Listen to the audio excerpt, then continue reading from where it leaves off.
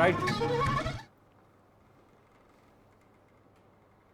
Welcome to news 360. నేను మీ Pawan Krishnamurthy. Special debate సరిపోతుందా శనివారం. ఇందులో ముందుగా జగన్మోహన్ రెడ్డి గారు వాళ్ళ మధ్యాహ్నం 3 గంటలకు ఒక ట్వీట్ వేశారు. ఆ ట్వీట్ ఏంటనేది ఒకసారి చూద్దాం.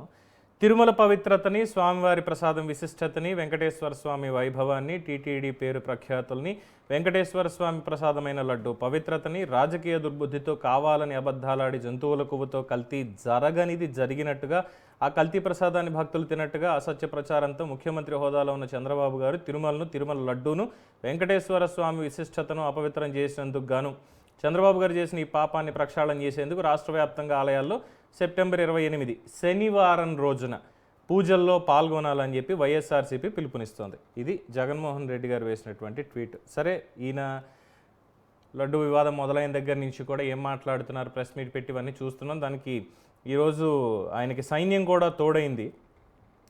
వాళ్ళు ఇచ్చినటువంటి స్క్రిప్ట్ తోటే మాట్లాడడానికి ఇన్నాళ్ళు కనిపించనటువంటి వాళ్ళు కొడాలి నాని, వల్లభనేని వంశీ, తమ్మినేని సీతారాం అందరూ కూడా.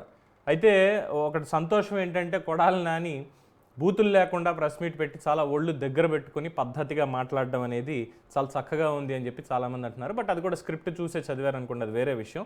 ఇక వల్లభనేని వంశీ అయితే మౌన యోగిలాగే కూర్చున్నాడు. ఇక తమ్మినేని సీతారాం ఆయన దొంగ లా డిగ్రీ లాగానే ఆయన మాట్లాడినటువంటి మాటలు కూడా ఉన్నాయి. ఎందుకంటే నేతిలో తప్పేమీ లేదు, నెయ్యి కల్తీ అనేది చాలా తప్పు, అది అసలు లేనే లేదు దాంట్లో, ఆవులదే తప్పు. ఎందుకంటే ఈ డైరీ వాళ్ళు పశువుల నుంచి, గ్రామాల నుంచి, పశు సంపద నుంచి ఈ పాలను సేకరిస్తారు, దాని నుంచి నెయ్యిని ఎక్స్ట్రాక్ట్ చేస్తారు. కాబట్టి సో గ్రామస్తులు వాటికి ఏవైతే ఆ రైతులు, పాడి రైతులు ఏవైతే వాటికి పెడతారో, గ్రామాల్లో అయితే మినువులు పెడతారు, ఆవాలకు సంబంధించి పెడతారు, గడ్డి పెడతారు, అన్నీ తింటాయి. కాబట్టి ఆవు పాలల్లో వాటి వల్ల మాత్రమే కల్తీ జరిగింది తప్పితే అది ఊరికే ఇదేం కాదు అని చెప్పి ఆయన తనదైనటువంటి శైలిలో ఆయన చెప్పారు.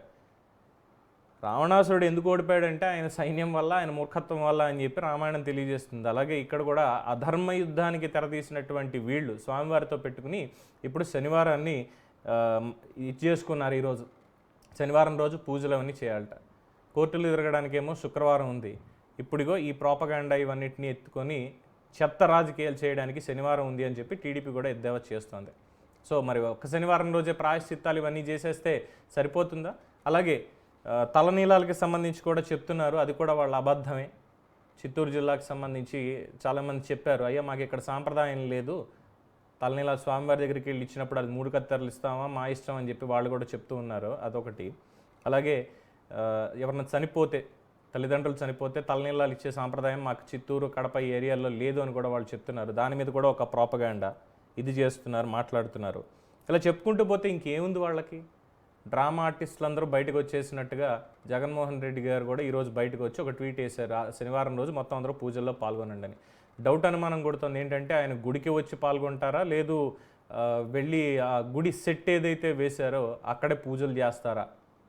సో ఇదే అనుమానంగా ఉంది. సో దీని మీద క్లారిఫికేషన్ ఇచ్చేటువంటి ప్రయత్నం చేద్దాం ఈ డిబేట్లో. మనతో అందుబాటులో ఉన్నారు తెలుగుదేశం పార్టీ ప్రతినిధి విద్యాసాగర్ గారు. నమస్కారం సార్. నమస్కారం. సో ఏంటి, జగన్మోహన్ రెడ్డి గారు శనివారం పిలిపించారు, అందులోనూ శనివారం అంటే వెంకటేశ్వర స్వామికి చాలా పవిత్రమైనటువంటి రోజు, మీరు ఎలా చూస్తారు దాన్ని?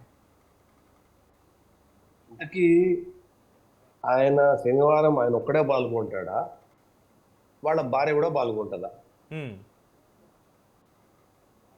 పాయింట్, నిజంగా నీకు నమ్మకం ఉంటే సతీ సమేతంగా రావాల్సినటువంటి గరుడు సేవకి ఒంటరిగా వచ్చి నువ్వు ఏదో బ్రహ్మోత్సవప్పుడు రావాల్సిన వాడివి, అది కాకుండా ఇంట్లో సెట్ వేసుకొని కొన్ని ఇంట్లో పూజ చేసి ఇంట్లో ప్రసాదం కూడా ముట్టనటువంటి భార్యతోటి నువ్వు ఈరోజు ఆవిడ కూడా వచ్చి పూజల్లో పాల్గొంటుందా? అది క్లారిటీ అలా ముందు. నువ్వు అందరినీ నిలబడుతున్నావు, ఆడ మగ తెలియ వైసీపీలో ఉండే వాళ్ళందరినీ వెళ్ళి నువ్వు గుళ్ళో పూజలు చేయండి అంటున్నావు, నువ్వు వస్తున్నావు. అసలు మీ ఇంట్లో వాళ్ళకే నమ్మకం లేదు, నీ కూతురికి లేదు, నీకు ఇంకో అమ్మాయికి లేదు, నీ భార్యకు లేదు. నువ్వు శనివారం వచ్చి పూజల్లో పాల్గొంటాను అంటే ఎట్లా నమ్ముతారు? Practisingly you are a Christian, you born as a Christian, your missus born as a Christian. నీవు ఎన్ని సేవలు చేసినా, ఎన్ని పూజా పునస్కారాలు చేసినా, నీ క్యాడర్కి ఎంత నువ్వు చెప్పినా వాళ్ళు ఎంత పాల్గొన్నా నువ్వు బిలీవర్ కాదు, హిందూ బిలీవర్ కాదు. You are not suppose to believer as a Hindu. So నువ్వు ఎన్ని పిలుపులు ఇచ్చినా ఏం లాభం లేదు. నీ ప్రాక్టీస్ క్రిస్టియన్ ప్రాక్టీస్ నీ మనసు అంగీకరించదు, నీ మనసు అంగీకరించదు. ఈరోజు భారతదేశమే కాకుండా యావత్ ప్రపంచంలో హిందూగా ఉన్నటువంటి ప్రతి ఒక్కరూ మనసును కలిసివేసే అంశం మీద నువ్వు నీ అనుయాయులంతా కలిపి చేస్తున్నటువంటి ఆడేటటువంటి డ్రామాలు ఏంది? ఒకసారి క్రాస్ చెక్ చేసుకోకుండా ఎన్డీడీబీది నమ్మవు, ఎన్డీబీఎల్ది నమ్మవు, మైసూర్ది నమ్మవు.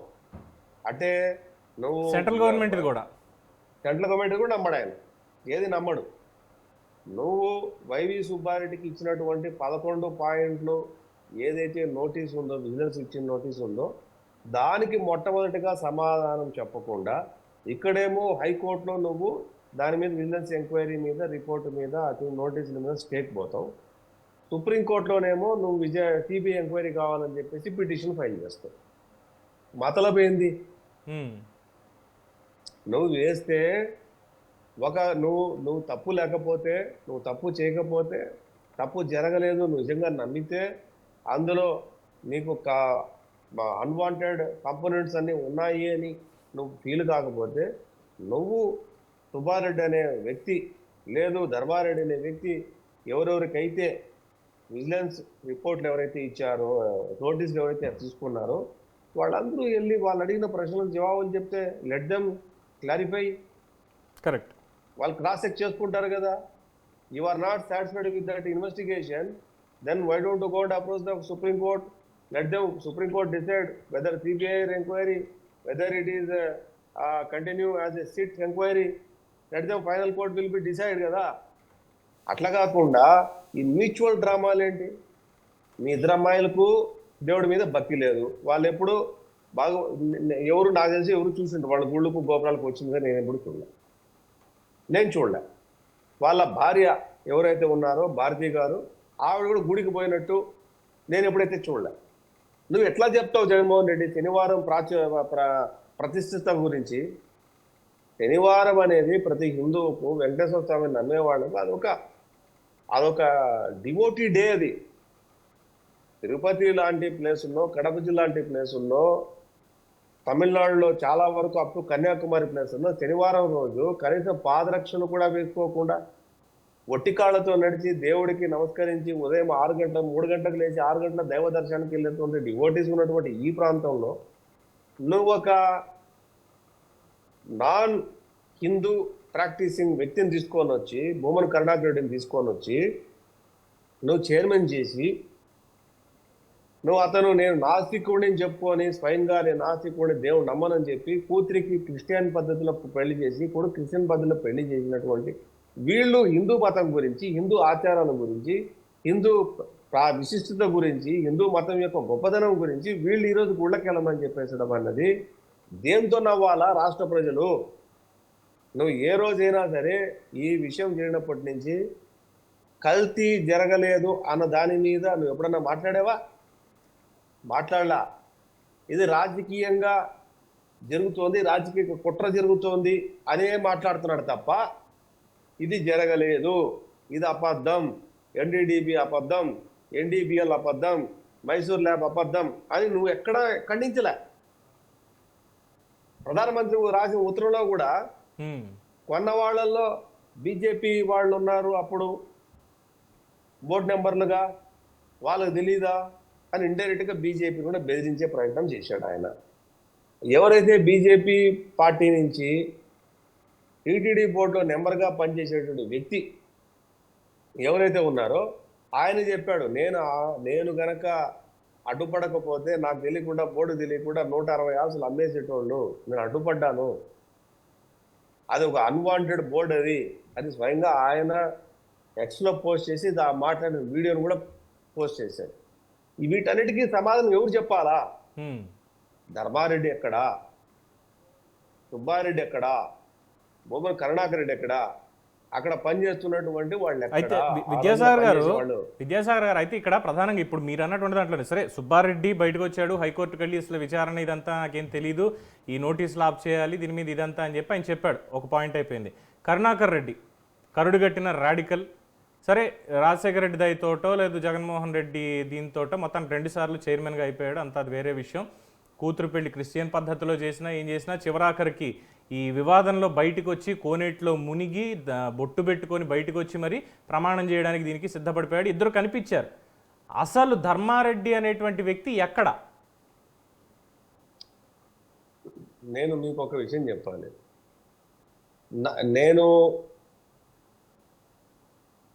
నేను ఒకవేళ ఆ స్టేటస్లో ఆయన ప్లేస్లో నేను ఉన్నాను అనుకుందాం, నా మీద అది అటువంటి ఆరోపణలు వస్తే నేను కూడా అదే పని చేస్తా.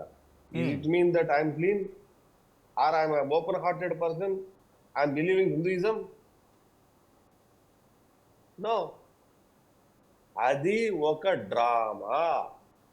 కరుణాకర్ రెడ్డి అనే వ్యక్తి ఆడినటువంటి డ్రామా. ఆ డ్రామా ఆర్టిస్ట్గా ఆ రోల్ ప్లే చేసి కిందికి వచ్చేసి మళ్ళీ యాజించగా తన కార్యక్రమాలు, తన రొటీన్గా చెప్పే అబద్ధాలు, పురుగులు పడ్డాలు, రక్తంగా కొని చచ్చిపోవటాలు, ఇవన్నీ మాట్లాడడం ఉంటుంది. మాటలు ఇవంతా కూడా. సో ఇక్కడ జగన్మోహన్ రెడ్డి అనే వ్యక్తి తప్పు జరగలేదు అని చెప్పగలిగే ధైర్యం అతనికి ఉందా? ఏఆర్ ఫుడ్స్ అంటే అబ్దుల్ రెహమాన్ అతని పేరు, దుండిగల్లు. అతను ఆ ఫ్యాక్టరీ ఏదైతే ఉందో ఆ ఫ్యాక్టరీకి సంబంధించి పాలు ఉత్పత్తి చేసి కేరళకు అతను పంపిస్తే కేరళ వాళ్ళు ఆ పాలను టెస్ట్ చేసి దీంట్లో అన్వాంటెడ్ ఇంగ్రీడియంట్స్ అంతా కలిసి ఉంది కాబట్టి మీ పాలు మా రాష్ట్రం రావడానికి వీల్లేదని చెప్పేసి నోటీస్ ఇచ్చి కేసు పెట్టిన మాట వాస్తవం అవునా కాదా? అట్లాగే ఆయన సప్లై చేసినటువంటి గీలో కానీ by products of the milk కానీ ఆ కంపెనీ మీద కేసులు ఉన్నమాట వాస్తవం అవునా కాదా? వీటికి సమాధానం చెప్పరు. అప్పటి వరకు సప్లై చేస్తున్నటువంటి ఎవరైతే నందిని డైరీ కానివ్వండి, లేకపోతే గవర్నమెంట్ అండర్టేకింగ్ డైరీస్ అంటే సొసైటీస్, మిల్క్ సొసైటీస్, మన విజయ కానివ్వండి, కృష్ణా విజయ కానివ్వండి, సంఘం కానివ్వండి, నెల్లూరు విజయ కానివ్వండి, తమిళనాడు ఆవిన్ కానివ్వండి, కర్ణాటకలో ఉన్నటువంటి ఆ నందిని కానివ్వండి, 800 కిలోమీటర్లో ఉండాల్సినట్టు 800 కిలోమీటర్లు మాత్రమే నెయ్యి ప్రొక్యూర్ చేయాలి. అది కూడా రాష్ట్ర ప్రభుత్వ లేదా కేంద్ర ప్రభుత్వ ఆధీనంలో నడిచేటటువంటి మిల్క్ సొసైటీల నుంచి మాత్రమే ఆవు నెయ్యి తీసుకోవాలని చెప్పిన మాట, రూల్ ఉన్నమాట నిజమా కాదా? దాన్ని ఎందుకు వైలేట్ చేశారు? 9:2 పద్ధతి ఎందుకు తీసుకొచ్చారు? 800 కిలోమీటర్ల పరిధిని 1500 కిలోమీటర్ల పరిధికి ఎందుకు విస్తరించాల్సి వచ్చింది? ఎందుకు పరాగ్ డైరీ నుంచి టెండర్లో పార్టిసిపేట్ చేయకపోయినా 15 రోజుల తర్వాత వాళ్ళు మెయిల్ చేస్తే మేము సప్లై చేస్తామని టెండర్లో పార్టిసిపేట్ చేయనటువంటి పరాగ్ డైరీకి ఎందుకు ఆర్డర్ ప్లేస్ చేశారు? వైష్ణవి డైరీకి సప్లై చేయాల్సిన పర్సంటేజ్ కంటే కూడా ఎందుకు ఎక్కువ సప్లై చేయడానికి ఎందుకు పర్మిట్ చేశారు? ఇవన్నీ క్వశ్చన్స్. ఏ క్వశ్చన్కి ఎవరి దగ్గర జవాబు లేదు. వాళ్ళు చెప్పరు. నందిని డైరీ కానీ, ఎనీ గవర్నమెంట్ ఆథరైజ్డ్ డైరీ కానీ, అంటే మిల్క్ సొసైటీస్ కింద నడిచే డైరీస్ ఏవైతే ఉన్నాయో వాళ్ళు భగవంతుడికి నో లాస్ నో గెయిన్ కింద వాళ్ళు సప్లై చేసేవాళ్ళు. ఇది చరిత్ర. No loss no gain. Okay, వీళ్ళు ఏమంటారంటే 10 సంవత్సరాల క్రితం 2014, ఇది వెరీ వెరీ ఇంపార్టెంట్, 2014 రేటు 276 రూపాయలకు నందిని డైరీ, మళ్ళీ చెప్తున్నాను, మళ్ళీ రిపీట్ చేస్తున్నాను, నో లాస్ నో గెయిన్ కింద 10 సంవత్సరాల క్రితం 276 రూపాయలకు సప్లై చేసింది 10 సంవత్సరాల ముందు. ఇప్పుడు అది 10 సంవత్సరాల ముందు అంటే 2024 వచ్చేసరికి అప్రాక్సిమేట్గా నో లాస్ నో గెయిన్ కింద సప్లై చేస్తే నందిని డైరీ కానీ ఎనీ గవర్నమెంట్ ఆథరైజ్డ్ డైరీ కానీ ఎంత పెరిగి ఉంటుందండి ప్రొడక్షన్ కాస్ట్? 599 అని వాళ్ళు కోట్ చేశారు. అంటే వీళ్ళు మాట్లాడే మాట ఏంటంటే 311 రూపాయలే కదా 2014లో మీరు 276 రూపాయలు ఇంకా దీనికంటే తక్కువ ఇచ్చారు కదా అంటారు. అంటే ఎంత వితండవాదము, ఎంత అజ్ఞానము, ఎంత మూర్ఖం. 10 సంవత్సరాల ముందు పెట్రోల్ రేట్ ఎంత, 10 సంవత్సరాల ముందు పప్పు రేట్ ఎంత, 10 సంవత్సరాల ముందు డీజిల్ రేట్ ఎంత, 10 సంవత్సరాల ముందు శాలరీస్ ఎంత, 10 సంవత్సరాల ముందు ఇంటి బాడుగులు ఎంత, 10 సంవత్సరాల తర్వాత ఇప్పుడు ఎంత ఉంది? అంటే ఏ మాత్రం బేస్లెస్. అంటే మేబీ విద్యాసాగర్ గారు ఈ బేస్లెస్ అని కాదు కానీ వాళ్ళ కైండ్ ఆఫ్ థియరీ ఎలా ఉందంటే 2004లో జగన్మోహన్ రెడ్డి గారి ఆస్తి ఎంత, 2014 వచ్చేసరికి అఫిడవిట్లో పెట్టిన ఆస్తి ఎంత, 2024 అఫిడవిట్కి ఎంత ఆస్తి అనేది ఆ రేషియోలో వాళ్ళు చూసుకున్నప్పుడు దాన్ని చెప్పలేకపోతున్నారు. అంటే మరి ఇంతలా చెప్తే బాగుండదేమో, దీనికి ఇలా ఆపాదించేస్తే సరిపోతుందని 2014 దాకానే ఫిక్స్ అయిపోయి ఆగిపోయారు. నేను అదే చెప్తున్నా, అంటే 10 సంవత్సరాల తర్వాత ఏంటి అనే దాని మీద వాళ్ళ దగ్గర లేదు. 10 సంవత్సరాల ముందు మీరు 270 రూపాయలు కొన్నారా? అవును. అది నో లాస్ నో గెయిన్ కింద. మళ్ళీ ఈ పదం చాలా important. No loss no gain అంటే నో ప్రాఫిట్. వాళ్ళ production cost, procurement, production cost, transport cost, employment, salaries తప్ప మరి ఏది లాభాపేక్ష లేకుండా ఇచ్చినటువంటి కాస్ట్ 276 రూపాయలు. ఈ రోజు కూడా లాభాపేక్ష లేకుండా నందిని డైరీ కోట్ చేసింది 596 రూపాయలు. దాన్ని నెగోషియేట్ చేస్తే 471 రూపాయలకి ఈరోజు వాళ్ళు సప్లై చేస్తున్నారు. వాళ్ళు ఇంకొక వేరే వాళ్ళు. అంటే it is a reasonable price. 471 రూపాయలు అనేది రీజనబుల్ ప్రైస్. ఈ రోజు నువ్వు 321 రూపాయలకి, 311 రూపాయలకి నీకు ఎట్లా లభిస్తుంది అయ్యా అంటే 311 రూపాయలకు కంపారిజన్ 276 రూపాయలు 10 సంవత్సరాల క్రితం rate. What is the justification? అంటే భగవంతుడికి నేను డబ్బులు తగ్గించేస్తాను, మిగిలిచ్చేస్తాను అన్న మాటే తప్ప భగవంతుడికి కైంకర్యాలు, అన్నప్రసాదాలు చేయాల్సినటువంటి పద్ధతి, దానికి ఒక ప్రొసీజరు ఏ రీతిలో చేయాలనేది రామానుజాచార్యులు దాదాపు 1600 సంవత్సరాల క్రితం రాసినటువంటి దిట్టంలో ఉన్నటువంటి ప్రకారం జరగాల్సిన తీరు కాకుండా నీకు ఇష్టం వచ్చినట్టు నువ్వు అన్నప్రసాదాల్లో నీకు ఇష్టం వచ్చినట్టు పదార్థాలు కలిపి సరేనండి, వాళ్ళకి తెలుసో లేదో చేశారు. అయితే ఈ పెద్ద మనిషి ఒక ఆయన స్పీకర్గా పనిచేశారు, రాజ్యాంగబద్ధమైనటువంటి పదవిలో ఏపీ స్పీకర్గా పనిచేసినటువంటి వ్యక్తి చెప్పింది ప్రామాణికంగా తీసుకుందాం ఈరోజు ఒక పాయింట్లో. ఎందుకంటే ఆవులు బయట మేత మేస్తాయి, వాటి నుంచి వచ్చిన పాలల్లో ఆ మేత అవశేషాలకు సంబంధించినవి ఉంటాయి. సో నెయ్యిదిగా తప్పు, ఆవులు ఆ మేత మేయడం అనేది తప్పు అని చెప్పారు ఆయన. Such a useless fellow rogue. Such a useless fellow rogue statement. Such a rogues will give such a rogue statements. నేనేమంటానంటే భగవంతుడు అన్నవాడు అల్టిమేట్ సృష్టికి నువ్వు ఎవడైనా అయిపో, ఏ మతమైనా అయిపో, నువ్వు ఏ పొజిషన్ అయినా అయిపో, నువ్వు వచ్చి నమస్కరించి భగవంతుడా అనే దగ్గర నువ్వు ఎంత నిష్టగా ఉండాలా, ఎంత దాన్ని చక్కగా ఉండాలా, ఎంత చక్కగా ఆర్గనైజేషన్ చేయాలా అనేది పక్కన పెట్టేసి ఆవు, గోవు, మూత్రము కాదు ఇక్కడ. దిట్టంలో రాయబడినటువంటి విధంగా ఫలాహారాలు, అన్నప్రసాదాలు, కైంకర్యాలు భగవంతుడికి నువ్వు అందించాల్సిన డ్యూటీ నీది. నువ్వు ఆవుది తప్పు అంటే నువ్వు మూర్ఖుడి కింద లెక్కన. నిన్ను ఏమనాలి? దేంతో కొట్టాలి నిన్ను? 1600 సంవత్సరాలు శ్రీరామానుజాచార్యులు శ్రీచక్రం ప్రతిష్ఠించిన తర్వాత ఏదైతే దిట్టంలో రాయబడిన విధంగా క్షణక్షణం భగవంతుడికి ఏ సేవలు ఉండాలా, ఎటువంటి ఫల ప్రసాదాలు ఆయనకు అందించాలా, ఎటువంటి ద్రవం ఆయనకు అందించాలా, ఎటువంటి తీర్థ ప్రసాదానికి అందించాలా, ఎటువంటి కైంకర్యాలు ఉండాలా, కైంకర్యాలు ఏ పూట ఏ రోజు ఏ రకంగా చేయాలన్నది మీకు ఒక భారత రాజ్యాంగంలో ఏ రకమైతే చట్టాల ప్రకారము ఆర్టికల్స్, సబ్ ఆర్టికల్స్, లేకపోతే సెక్షన్స్, సిఆర్పిసిలో ఏ రకంగా అయితే డిస్క్రిప్షన్ ఏదైతే ఉంటుందో ఆ రకంగా భగవంతుడికి నైవేద్యానికి సంబంధించినటువంటి క్షణక్షణం చేసేటువంటి దాన్ని దిట్టం అంటారు. ఆ దిట్టంలో ఏముందో ఆ దిట్ట ప్రకారం నువ్వు చేయాలి, కానీ ఆ జాగ్రత్త నువ్వు తీసుకోవాలరా వెధవా. ఒరే వెధవా, నువ్వు తీసుకోవాలా. భగవంతుడు కైంకర్యాలు ఏముండాలో చెప్పినటువంటి ప్రకారం నువ్వు తీసుకోకపోగా ఆవు తప్పు, గోవు తప్పు, తీసుకొచ్చేవాడు తప్పు కాదురా వెధవా, యూజ్లెస్ ఫెలో.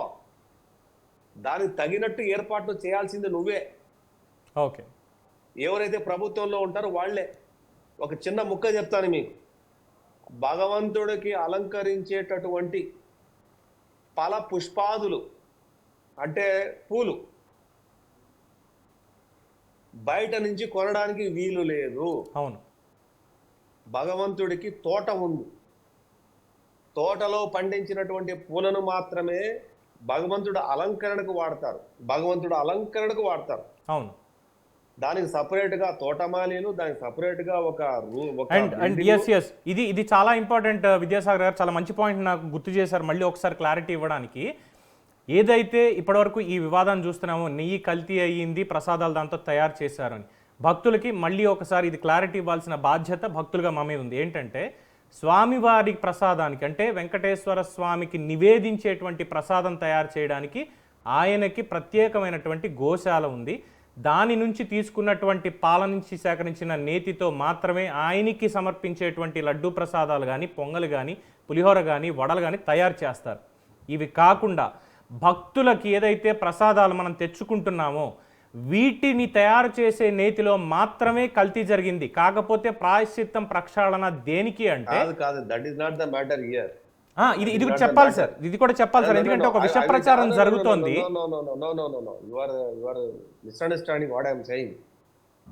దిట్టంలో మళ్ళీ చెప్తున్నాను, బాగా అర్థం. దిట్టంలో పలహారాలు తో పాటు ప్రసాదాలు, నైవేద్యం, భక్తులకు ఇచ్చేటటువంటి వ్యవహారాలు, భక్తులకి ఏ రకమైనటువంటి ప్రసాదం ఇవ్వాలనేది కూడా అందులో ఉంది. అవును. భగవంతుడికి ఇచ్చినటువంటి నైవేద్యంలో పెట్టే నైవేద్యం కాదు. మోర్ ఓవర్ కొండపైకి ఇటువంటి యాక్టివిటీ ఇంగ్రీడియంట్స్ కలిసి ఉన్నటువంటి పదార్థాలు నిషిద్ధం. మిత్రమా, బాగా అర్థం చేసుకో. ఇటువంటి ఇంగ్రీడియంట్స్ కలిసినటువంటి పదార్థాలు కొండ పైన ఉండటమే నిషిద్ధం. అవును. అటువంటిది అందులో కలిసిందా ఎందులో కలిసిందా అనేది పాయింట్ కాదు ఇక్కడ. నిషేధితమైనటువంటి పంది మాంసానికి సంబంధించినటువంటి నూనె, ఆవు మాంసానికో లేదంటే గొడ్డు మాంసానికి సంబంధించినటువంటి నూనె, చేప నూనె, ఇవి నిషేధం. కొండ మీద కోళ్లు పెంచకూడదు, కుక్కలు పెంచకూడదు. దీనికి ఒక రూల్ ఉంది. అవును. అంటే కోళ్లు పెంచకూడదు. నువ్వు కోసి తిన్నావా కాదు ఇక్కడ. కోళ్లను పెంచకూడదు, కుక్కలు ఉండకూడదు, మధ్య మాంసాదాలు పైకి వెళ్ళకూడదు, రైట్, స్మోకింగ్ చేయకూడదు. ఆడవాళ్ళు దర్శనానికి కుటుంబ సమేతంగా వెళితే ఆడవాళ్ళు దర్శనానికి కొండ మీద ఉన్నంతసేపు, మళ్ళీ చెప్తున్నా, కొండ మీద ఉన్నంతసేపు వాళ్ళు తలలో పూలు పెట్టుకోకూడదు. ఎందుకంటే 7 అంటే సింహాచలాలకు 7 కొండల్లో లభించేటువంటి ఫల పుష్పాదులు భగవంతుడికి అర్పితం. ఓకే, మనుషులకు కాదండి.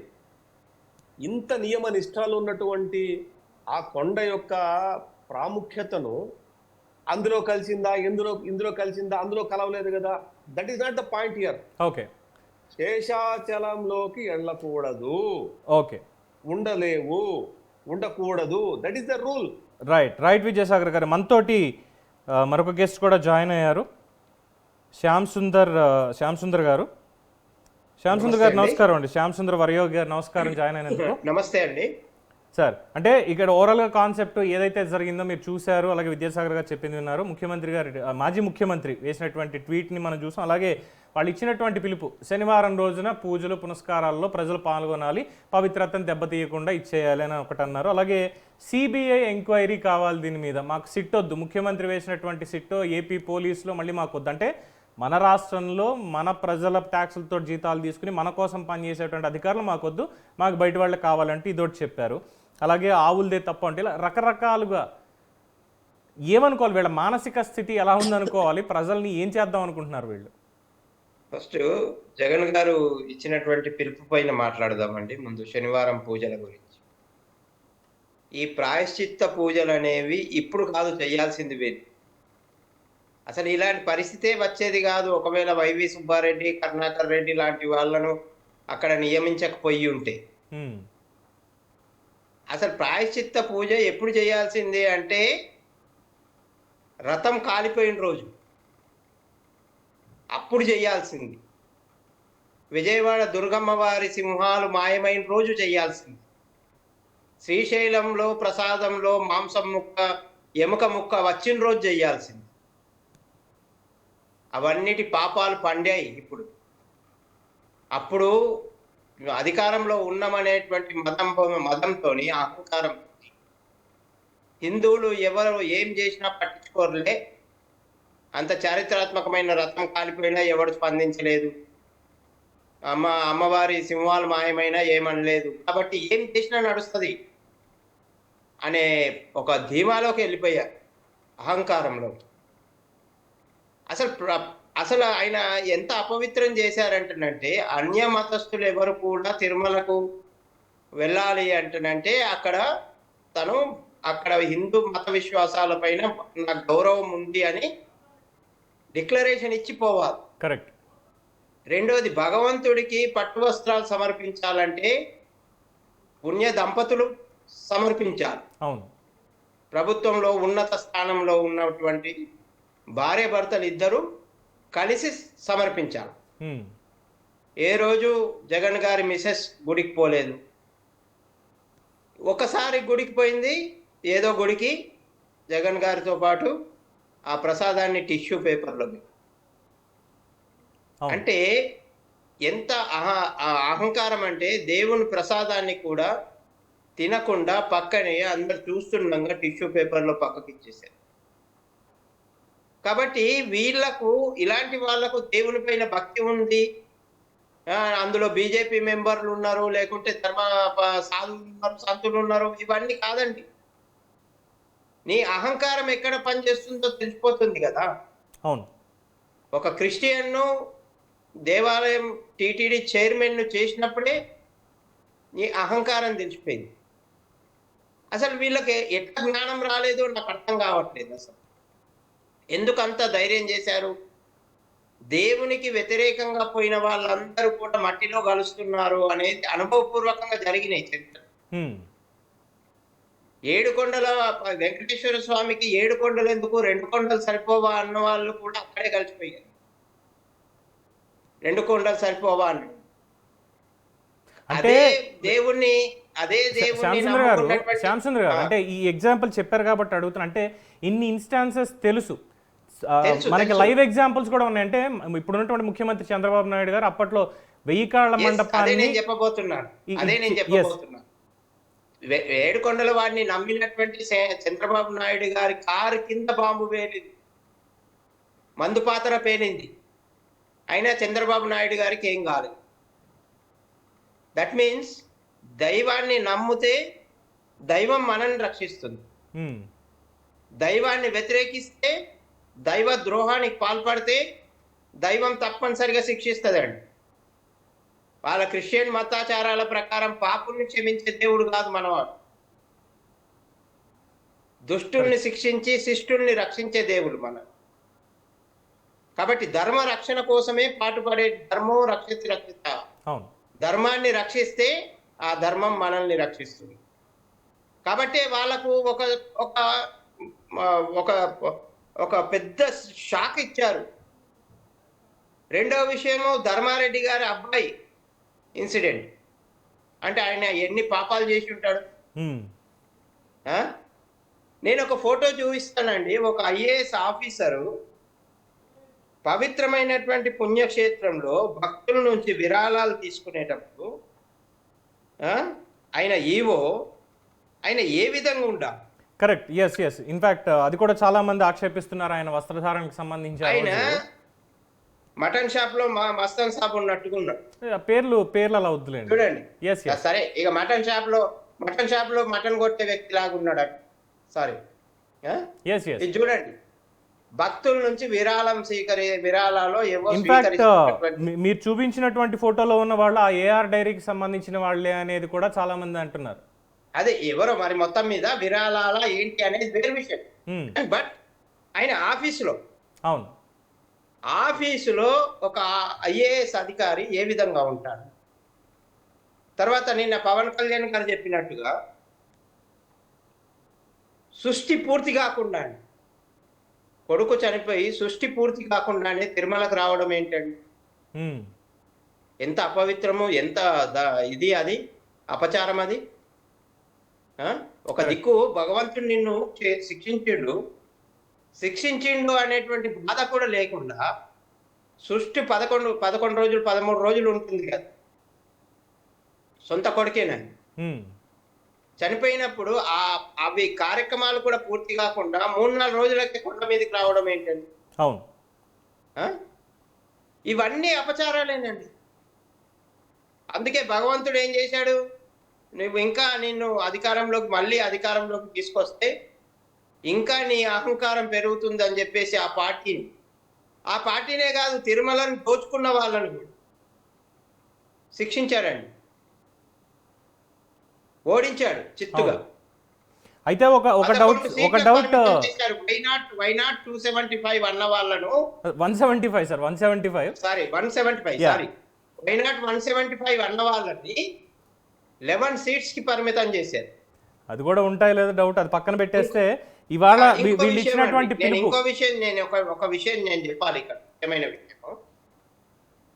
వైవి సుబ్బారెడ్డి గారిని నియమించాలని అనుకుంటున్న నియమించిన రోజు నేను ప్రభుత్వంలో ఉన్నటువంటి ఒక ప్రభుత్వ సలహాదారుతో మాట్లాడాను ఏపీ.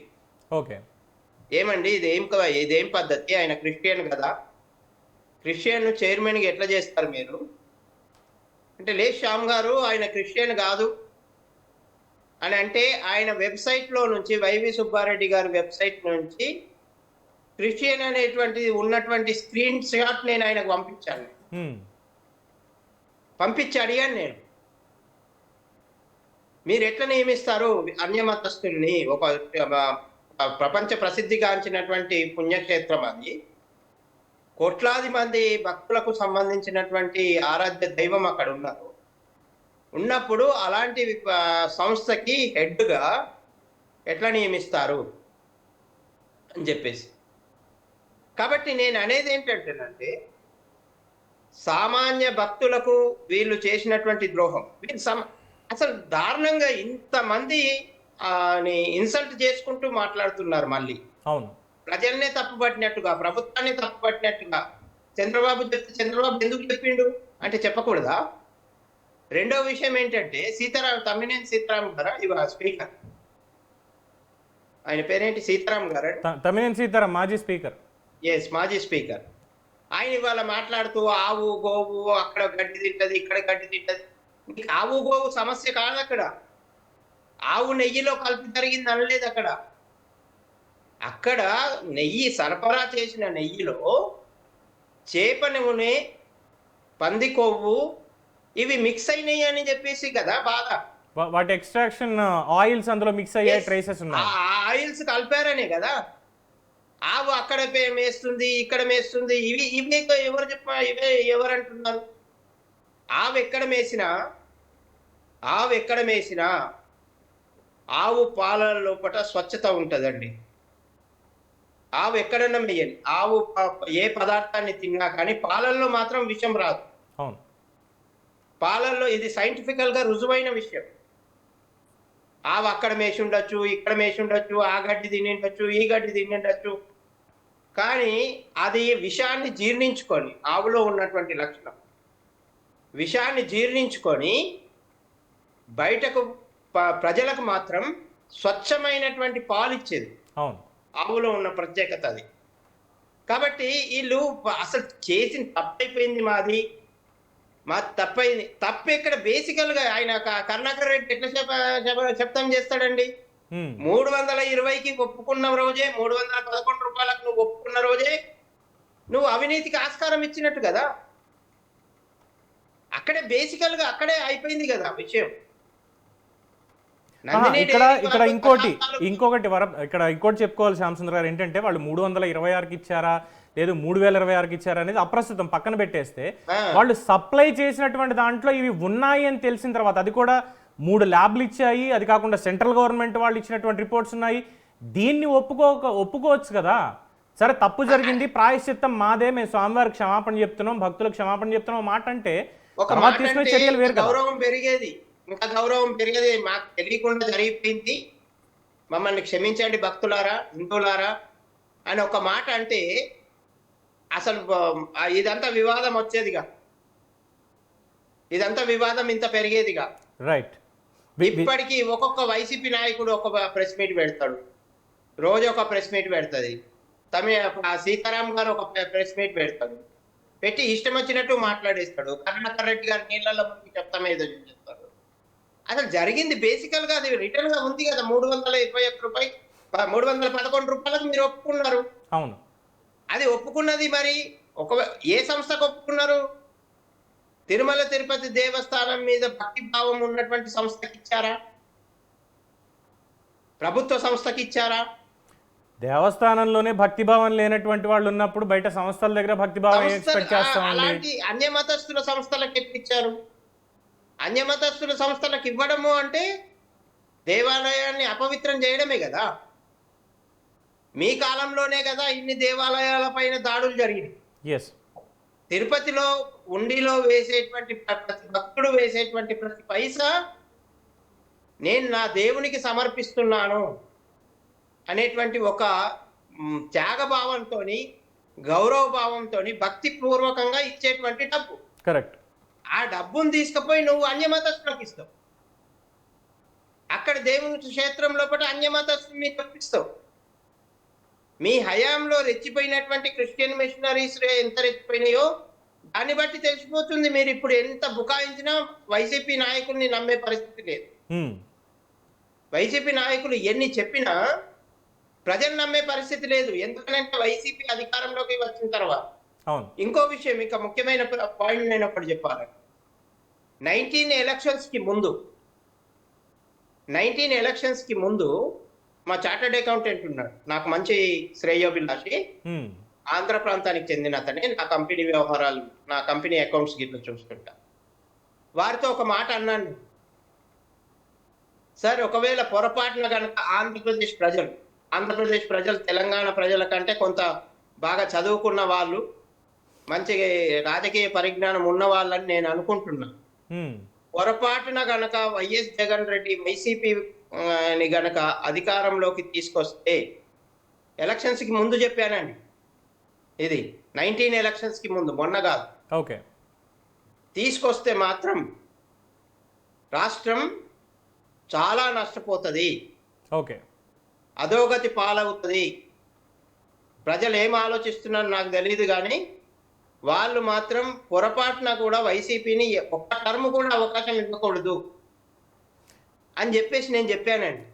కలియుగం కదా, ఏం చేయలేములండి. చెప్పాను నేను. అలాగే వాళ్ళు ప్రజలు అధికారం ఇచ్చారు, వాళ్ళు సర్వనాశనం పట్టించారు ఆంధ్రప్రదేశ్ రాష్ట్రాన్ని. Right sir, one second hold ఉండండి శ్యామసుందర్ గారు. Yes, one second. ఇంకా విద్యాసాగర్ గారు, ఇక్కడ బేసిక్ ఏంటంటే ఇవాళ చంద్రబాబు నాయుడు గారు కానీ పవన్ కళ్యాణ్ గారు కానీ చాలా స్పష్టంగా నిన్న మొన్న కూడా మాట్లాడారు. అలా వాళ్ళు ఈ రోజు ముఖ్యమంత్రి గారు కూడా చాలా స్పష్టంగా చెప్పారు ఏంటంటే తిరుమలలో డిక్లరేషన్ అనేది మస్ట్ అండ్ షుడ్. గతంలో సోనియా గాంధీ వచ్చినా, లేదు మాజీ రాష్ట్రపతి శాస్త్రవేత్త అయినటువంటి గౌరవ అబ్దుల్ కలాం గారు, భారతరత్న, ఆయన వచ్చినా కూడా స్వామివారి మీద నాకు పరిపూర్ణమైనటువంటి విశ్వాసం ఉంది. అది ఏ మతమైనా ఏ కులమైనా నాకు అనవసరం అది. కానీ నేను ఇక్కడికి వచ్చాను, నేను స్వామివారిని నమ్ముతున్నాను, ఆయన మీద నాకు అచంచలమైనటువంటి విశ్వాసం ఉందని సంతకం పెట్టి స్వామివారిని దర్శించుకొని అక్కడ శేషవస్త్రం తీసుకున్నా, ప్రసాదం తీసుకున్నా, వేదాశీర్వచనం తీసుకున్నా, ఒక పద్ధతి ప్రకారం వెళ్ళారు. ఇది ఆల్రెడీ రూల్ బుక్లో ఉంది. గత 5 ఏళ్లలో లేదు, అది వేరే విషయం. అయితే ఇప్పుడు ఖచ్చితంగా చెప్పినటువంటి నేపథ్యంలో రేపు శనివారం రోజున వైఎస్ జగన్మోహన్ రెడ్డి తిరుమలకు నేను కాలినడకన వస్తాను అని చెప్పిన సందర్భంలో ఆయన డిక్లరేషన్ మీద సంతకం పెడతారా పెట్టరా? బికాజ్ ఇప్పుడు ఆయనకు అధికారం లేదు, ముఖ్యమంత్రి హోదా లేదు. అధికారం ఉన్నా అనుమతించకూడదండి. ఎస్ విద్యాసాగర్ గారు, పెట్టకపోతే లోపలికి అలో చేయం, సింపుల్. పెడితే పెట్టకపోతే గుడి లోపలికి అలో చేసే అవకాశం లేదు. ఆయన డిక్లరేషన్ మీద ఈవెందో అమెరికన్ ప్రెసిడెంట్ అండి, American president, so what last 5 సంవత్సరాల ప్రభుత్వంలో ముఖ్యమంత్రి ఎడనా పెడతాడా? ముఖ్యమంత్రి ఎక్కడికైనా వెళ్ళొచ్చు. ఆయన మాట్లాడే వెధవలందరికీ కూడా మరి పిచ్చిముండా కొడకల్లారా, ఆయన భగవంతుడు రా. భగవంతుడు ఆయన. నువ్వు అన్య మతాన్ని ప్రాక్టీస్ చేసేటప్పుడు నువ్వు ఇంకొక దేవుణ్ణి నువ్వు వెళ్ళాలి చూడాలి అనుకున్నప్పుడు నువ్వు అనుమతి తీసుకొని ధార్మిక సంస్థ నుంచి నువ్వు తీసుకొని వెళ్ళాలి కదా. మక్కాలేకి నాన్ ప్రాక్టీసింగ్ ముస్లిం అలో లేదు. వెళ్ళి చూడండి చూద్దాం, వెళ్ళి చూడండి చూద్దాం. నువ్వు ఎవడైతే మాకేంటి, నువ్వు ఎవడైతే మాకేంటి అని అంటారు. అలాంటప్పుడు ఇక్కడ కూడా అంతే కదా, నువ్వు ఎవడైతే మాకేంది. యూ షుడ్ నాట్, ఈ ప్రభుత్వం అలో చేయదండి అతన్ని. ఆయన డిక్లరేషన్ ఇవ్వాల్సిందే, ఇవ్వక తప్పదు. ఇవ్వకపోతే టెంపుల్ లోపలికి అలో చెయ్యరు. నేను ఈ భగవంతుడు నమ్ముతున్నాను అని చెప్పకపోతే నువ్వు మాట్లాడుతున్న మాటలన్నీ ఫేక్ అనే నమ్మాలి. ఫేక్, నువ్వు చెప్తున్న మాటలన్నీ ఫేక్. అన్నీ ఇక్కడి నుంచే వస్తాయి, ఇక్కడి నుంచి రావు. అన్నీ ఇక్కడ కుట్ర పని ఇక్కడి నుంచి డెలివరీ చేస్తావు. మనసులో మాట వేరండి, మనసులో మాట వేరు. నేను పంచి కట్టాను, ఒక దాన్ని ఏమంటారు, ఒక వస్త్రాన్ని ఇటు వేసుకున్నాను, నేను చక్కగా రెడీ అయ్యాను, స్వచ్ఛమైన హిందువులా కనపడటం కాదు. ఇక్కడ ఉండాలి మనిషికి, ఇక్కడ ఉన్నప్పుడే అన్నీ మంచిగా ఉంటాయి. భగవంతుడు సర్వాంతర్యామి. భగవంతుడు అనే వానితో మీరు ఆటలాడకూడదు. భగవంతుడితో మీరు ఈ రకంగా చేసినందుకే మీకు ఈరోజు ఈ దౌర్భాగ్యమైన పరిస్థితి.